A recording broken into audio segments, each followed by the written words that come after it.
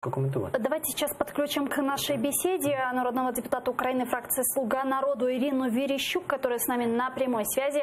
Ирина, здравствуйте.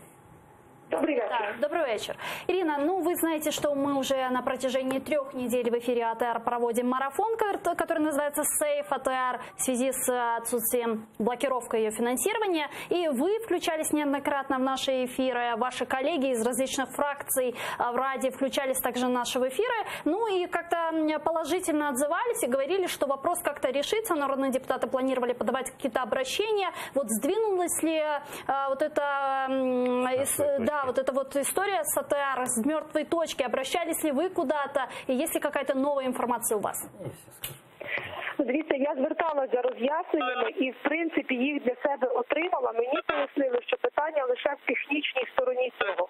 Так, кажуть, що наразі не є виконані усі умови, я маю на увазі саме канал АТР, аби такі кошти були законно вам перераховані. Тобто кошти є, вони зарезервовані, вони є закладені в бюджеті. Однак на сьогодні казначейство, власне, заблокувало платіжки. Я говорю те, що мені розповіли, у зв'язку з тим, що Рахункова палата провела аудит, і за результатами аудиту такі кошти будуть вважатися нецільово використані. А отже, зараз уладнаємо технічно цю справу і кошти будуть перераховані. А як ви вважаєте, наскільки це може затягнутися?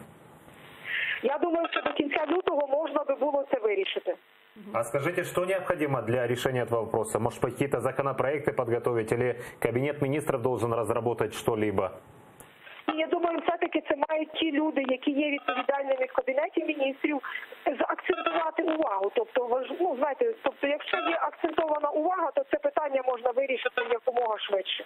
Так, есть ли заинтересованность у власти решить этот вопрос быстро? Потому что, мы понимаем, 3-ю неделю вещаем в эфире в режиме марафона, и нет финансирования, понимаем, что содержать канал, работать, выходить в эфир, возможности уже не остается.